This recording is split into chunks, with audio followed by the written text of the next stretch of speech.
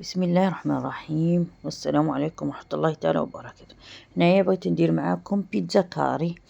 هنايا راني حطيت في ريسيبيون مغرف صغيرة تاع خمارة، مغرف صغيرة سكر، كاس صغير حليب، وكاس كاس صغير زيت، وشوية عليه دهان.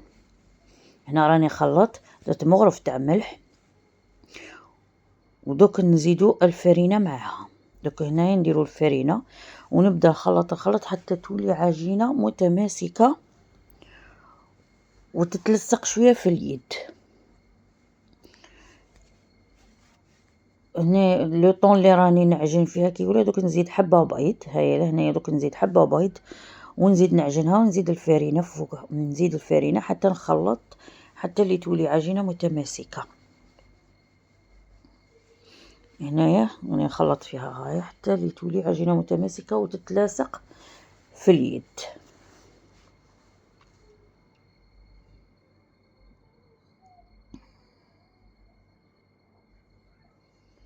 هاهي لهنايا راهي وجدت معانا تتلاصق في اليد. دوك نديرها في ريسيبيون واحدة اخرى ونبلع عليها بال بابي سوفيغيزي.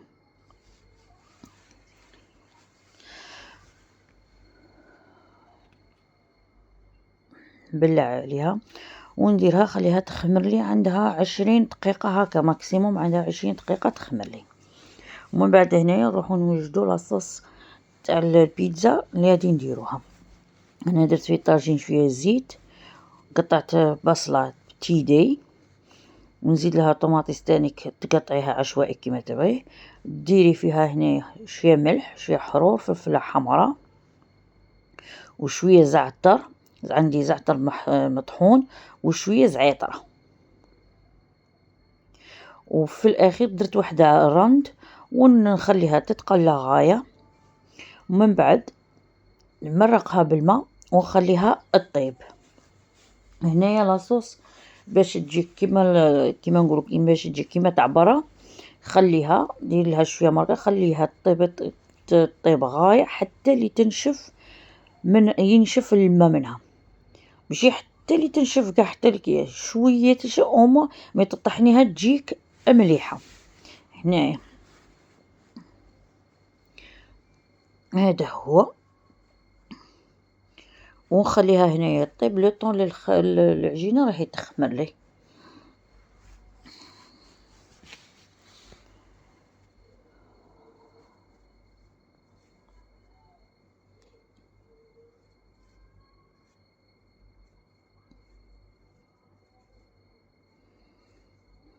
ما تكتري لهاش الماء هنا باش ما تجيش صامطه وصاي.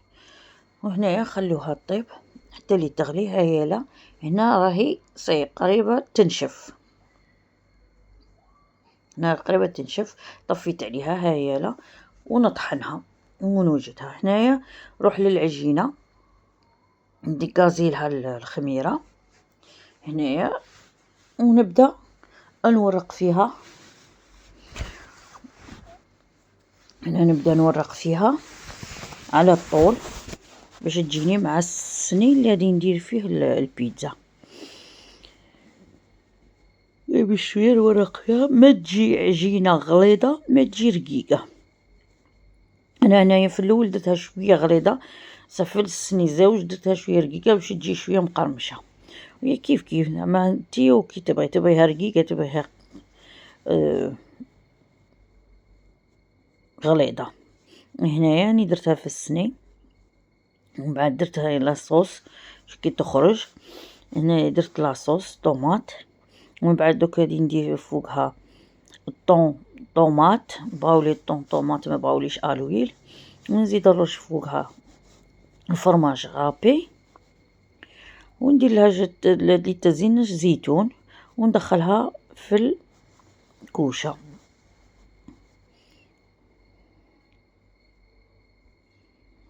هنايا هاي كما ندخلها في الكوشه. بعد ما ندخلها للكوشه هنايا ندير الصينيه الزوجه كيما درت في الاول، والصينيه الثالثه تاني كيف كيف. هاي درت لها الفرماج، درت لها الطون كيما العاده، والزيتون ودخلتهم في الكوشة يطيبوا. هاد الكيفية، هاد المقادير اللي كيقولها خرجت لي 2 سنية كبار وسني صغير. هذا مكان وندخلهم في الكوشة ويطيبوا.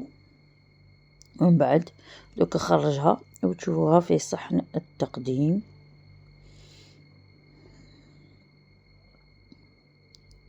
ها هي لا وجدت معايا الفرماج دايب والزيتون الحمد لله. هنايا راني قطعتها مربعات. هنا جت ما شاء الله ما نحكيكمش. هذيك الحبة تاع البيض هي اللي عطاتها هذيك الطراوة وتقرميش. جربوها ان شاء الله تعجبكم، والسلام عليكم ورحمة الله.